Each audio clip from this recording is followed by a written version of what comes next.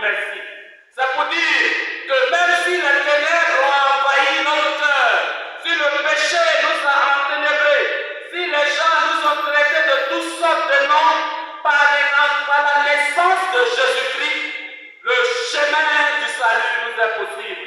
La lumière du Christ nous est accessible. La lumière de Dieu nous est accessible. La réconciliation avec Dieu est possible.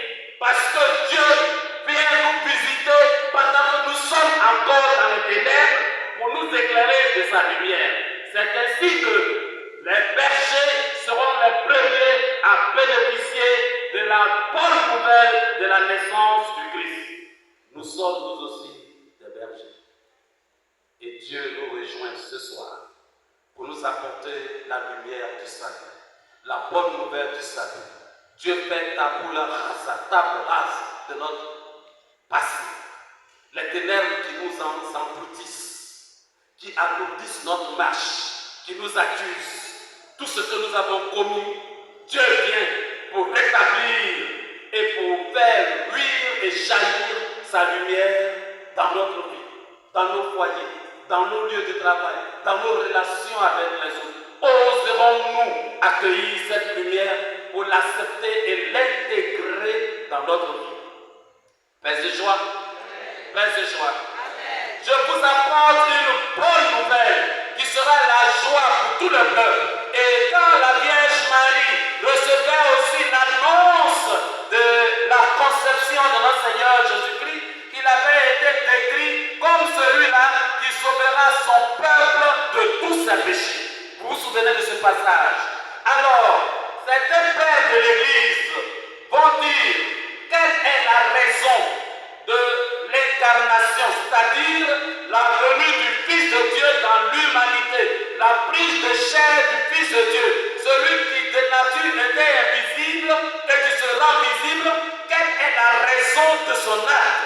Pourquoi Jésus vient-il parmi nous? Jésus qui est Dieu, l'inaccessible, le roi des rois, le maître de l'univers, vient et il s'incarne dans l'humanité au plus bas de l'échelle sociale, au plus bas de ceux qui sont méprisés. Et bien au contraire même d'ailleurs, il va même naître dans une mangeoire, c'est-à-dire il n'y a pas eu de place pour l'accueillir. Il vient donc pour prendre la condition du plus bas de l'échelle sociale.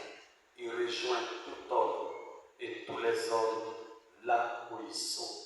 Et donc ce Christ qui prend donc chair et vient au plus bas, il réconcilie donc les hommes avec eux pour qu'ils sachent que même dans le plus pauvre et méprisé, Dieu peut être présent et Dieu peut rejoindre celui-là là où il est.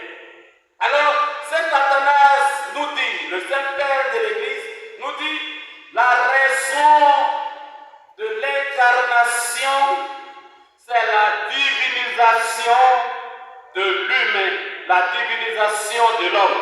C'est-à-dire, Dieu devient homme pour que, à travers lui, l'homme devienne Dieu.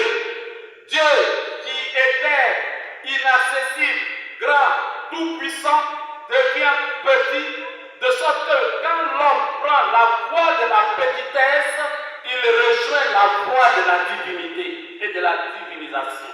C'est-à-dire, quand nous nous vidons de nous-mêmes, quand nous laissons de côté nos orgueils, nos suffisances et tout ce qui fait que nous nous croyons supérieurs aux autres, quand nous abandonnons tout cela, alors nous prenons le chemin de Dieu.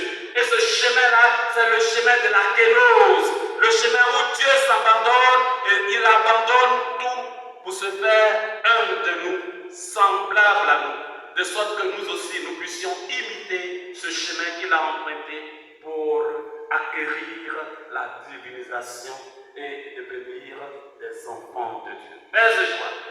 Et c'est pourquoi la deuxième lecture que nous avons écoutée nous dit que Saint Paul, bien sûr, dans sa lettre à Tite, nous dit que la gloire de Dieu s'est manifestée et cette gloire nous invite à abandonner nos mauvaises et anciennes conduites, la conduite de l'homme ancien, pour que désormais faisant corps avec le Christ, vivant avec le Christ, venu au milieu de nous, imitant sa nature, sa façon de vivre, son caractère, nous aussi nous puissions adopter le caractère de Dieu pour nous améliorer.